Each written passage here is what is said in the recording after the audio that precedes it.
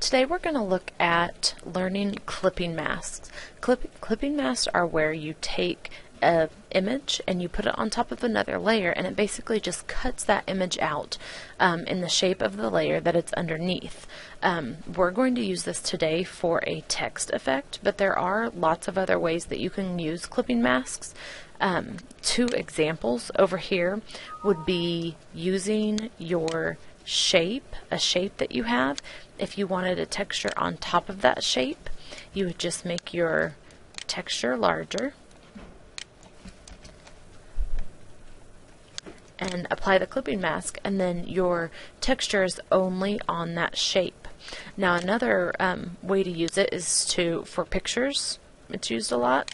So I have my picture and I have my frame, and if I apply my clipping mask there, it cuts the picture out automatically to fit in the frame. Now if I resize this, you can see there is where the shape is, and if I just make it bigger, it just stays in that shape. So it makes it a lot easier than resizing on your own. So that's a couple ways to use a clipping mask, but today we are going to look at how to create a similar text effect. Now to start, we need to create a new document. So we're going to go File, New, and we'll just make it 11 inches wide, 8.5 high to start. And we'll pick our text tool and just go ahead and click, and we do want our name to be all capital, but don't worry about how big it is. I'm going to go up to the Move tool and use that Move tool to resize my name. Now I have a short name, so it fills up the screen pretty well. If you have a long name and your letters are pretty short, you are going to want to change the size of the canvas. And to do that, you will go up to Image and down to canvas size, and all you'll do is just change the width. If you need just a little bit, you can try 15, 20, whatever you need to make your name a nice big size. Now if it didn't add white, you might have little strips of color here. You can just go back to your background and paint it that color. So right now you should have your name on the screen, and it should be taking up the entire canvas. Now the last thing that I forgot to mention is that you want a nice heavy font. You don't want a thin font for this. So I have just a nice thick font. I'm actually going to go change it. Arial is a good choice, but I'm just kind of picky.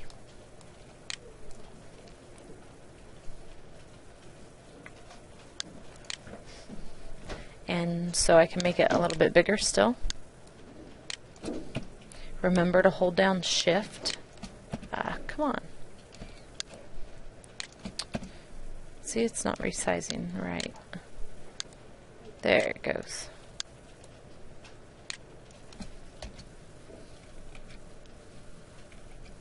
Okay, so once I have my name, I need to decide what I want to be on top. You can go get any textures or any images. A texture would be like the watercolor that I had on the other one, or you can have just any picture that you would like. So at this point, you are going to go over to Google and just look for an image that you would like. If you don't have really an idea, you can go to freeimages.com. You will have to log in. I have an account. The username is room16, room016, and the password is the same. Feel free to do that. And you can click on randomizer, and it will put a random picture. Now that's completely random. You probably won't want a beetle, but you can hit again. There's also, if you go down to the bottom with browse categories, you can pick like abstract. You can go up at the top and you can search for texture, and you can look for things that you like. Now right up here, this is premium results for texture, so you would not do any of this. You would want to come down here to the second one and click on the image that you want, and then go ahead and click download.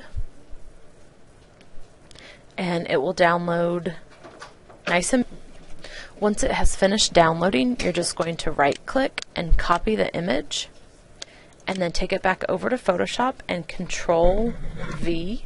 Now this picture is huge, so I'm going to Control minus to get the edges, and then hold down Shift to resize, Control plus to get closer, and then hit Enter to accept those changes. So here I have just an abstract texture, which I really like that a lot. So I want to be able to see the Sarah that's underneath. So what you do is you come right over here to your layers, and you want to be between layer 1 and your text layer. You put your mouse in between, hold down Alt, and you will see these two little circles. It's white, black, and then kind of a checkerboard. So you click, and it will automatically cut out to whatever is underneath that picture. If it was a shape, it would have done the shape, but here we have the Sarah. By itself, I really like this a lot. You can add a couple things to make it look just a little bit more interesting by coming right over here to your text layer, and I'm going to click on the gray next to my name, and we have layer styles that pop up. The first one is drop shadow. If you click on that, you can see it can add a drop shadow. You can click on the actual layer and change the options. You can change how visible the shadow is. You can change how far away it is, which you wouldn't really want to do very much. And you can also change the angle. Now another one that's good to do on this is the bevel and emboss. So if we go click on that, you can see the edges. If I take that off and back on, you can see how the edges, it makes it look kind of 3D. And over here on the depth, you can change the depth so it's just a little bit, or you can make it pretty obvious with a more intense bevel. So that's bevel and emboss. And then the last one is stroke. Now on this one you don't really need it, but on my example that I had over here, I needed an outline. So I went to stroke, and that just outlines your words. You can change the color to a different color